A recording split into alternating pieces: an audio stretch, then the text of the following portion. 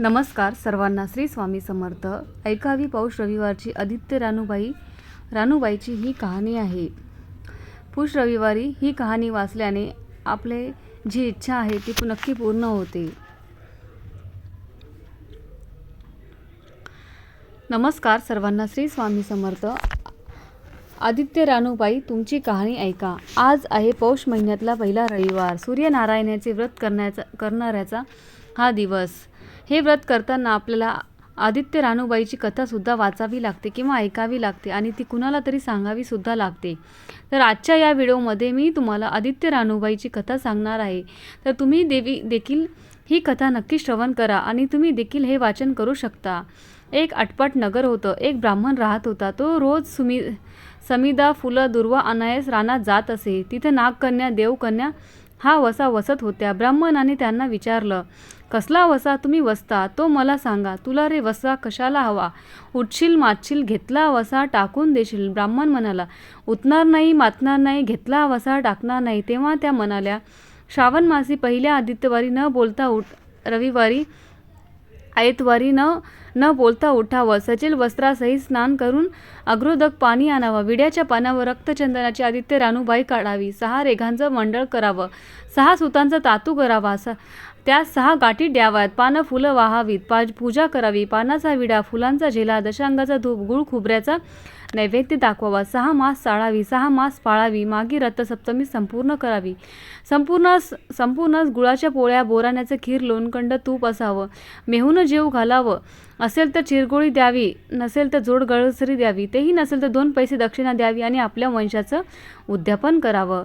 असा वसा ब्राह्मणाने केला. त्याला सूर्यनारायण प्रसन्न झाला. भाग्यलक्ष्मी आली. तेव्हा राजाच्या राणीस ब्राह्मणास बोलावून पाठवलं. ब्राह्मण खूप घाबरला, थरथर कापू लागला. तेव्हा राणी म्हणाली, घाबरू नका, कापू नका. तुमच्या मुली आमच्या येथे द्या. आमच्या गरीबाच्या मुली तुमच्या घरी कशा द्याव्या? दासी कराल, बटीक कराल? राणी म्हणाली, बटीक करीत नाही, राजाची राणी करू, प्रधानाची राणी करू. पुन्हा मार्गेश्वराच्या महिन्यात ब्राह्मणाचे लग्न करून मुली दिल्या. एक राजाच्या घरी दिली, एक प्रधानाच्या घरी दिली. पण गेल्या पावली मुलीचा समाचार घेतला नाही. 12 वर्षांनी समाचारास ब्राह्मण निघाला. राजाच्या घरी लेकीनं बसावयास ताट दिला, पाय धुवायला दिलं, पाणी दिलं. म्हणाली, बाबा गुळ खा, पाणी प्या. ब्राह्मण म्हणाला, गुळ खात नाही, पाणी पित नाही. आधी माझी कहाणी करावयास आहे, ते तू ऐक. तुमच्या कहाणी ऐकायला मला नाही वेळ. राजा पार्टीला जाणार आहे, त्याला जेवायला उशीर होईल. त्याच्या मनात राग आला. तोच राग मनात धरून ब्राह्मण तिथून निघाला आणि प्रधानाच्या घरी गेला. वडील पाहताच लेकीने बसावयास पाट दिला, पाय धुवायला पाणी दिलं, गुळ दिलं, पाणी दिलं. गुळ खात नाही, पाणी पित नाही. माझी कहाणी करायची, तू अगोदर ऐक. तुमची कहाणी नको ऐकू तर कोणाची ऐकू? ती घरात गेली.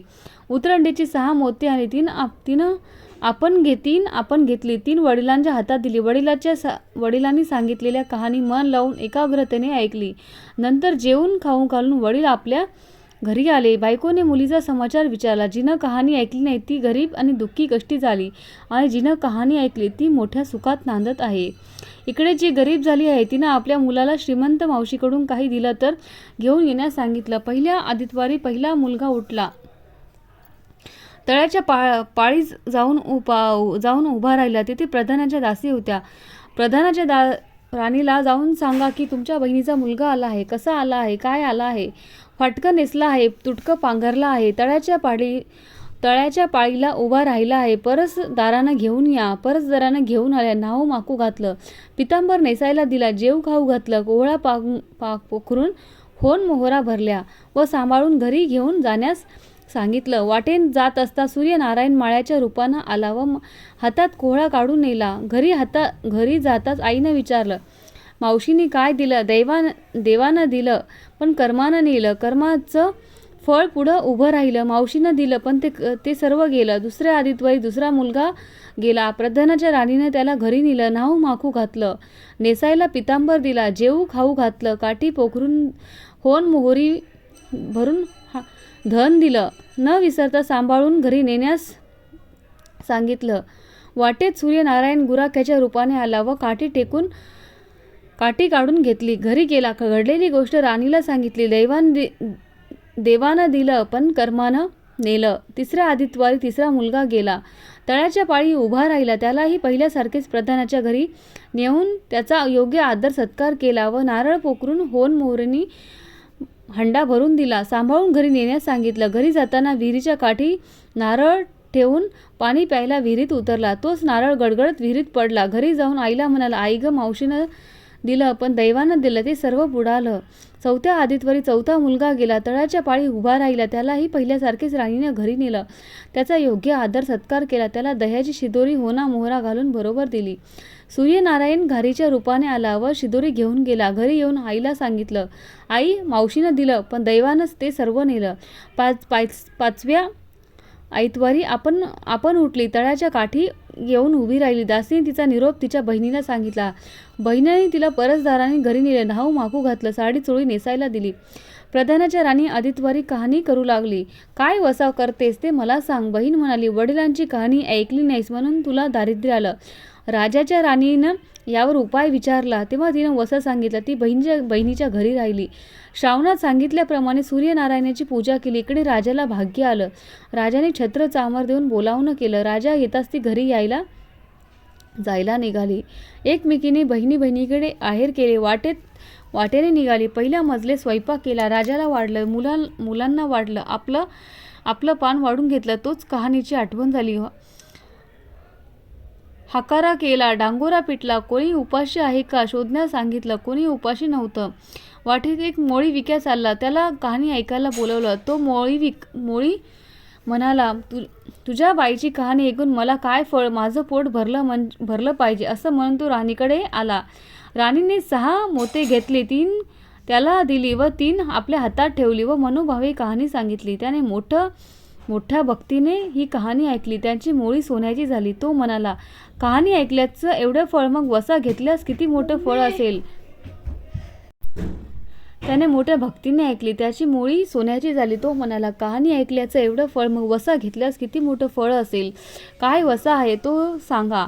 राणीने म्हणला, तो उतणार नाही, मातणार नाही याची कबुली करून घेतली व वसा सांगितला. दुसऱ्या मजलेस राणी स्वयंपाक केला. मुलाला राजाला वाढलं. आपलं पान वाढून घेताच कहाणीची आठवण झाली. हकारा काढून कोणी उपाशी नाही ना याचा शोध घेतला. माळ्याच्या विहिरीला पाणी लागत नव्हतं. त्याचा मळा पिकत नव्हता. असा एक माळी चिंता करीत बसला होता. त्याला कहाणी ऐकण्यास बोलावलं. तो आला. राणीने 6 मोते घेऊन 3 आपण घेतले. 3 माळ्याला दिली. तिने मनोभावी कहाणी सांगितली. त्याने चित्तभावे ऐकली. मळा पिकू लागला. विहिरीला पाणी आलं. तो म्हणाला, कहाणी ऐकल्यावर एवढं फळ, मग वसा घेतल्यावरती किती फळ असेल तो मला सांगा. मग राणी त्याला वसा सांगितला. तिसऱ्या मजले स्वयंपाक केला. मुलांना वाढला, राजाला वाढला, आपलं पान वाढून घेतलं.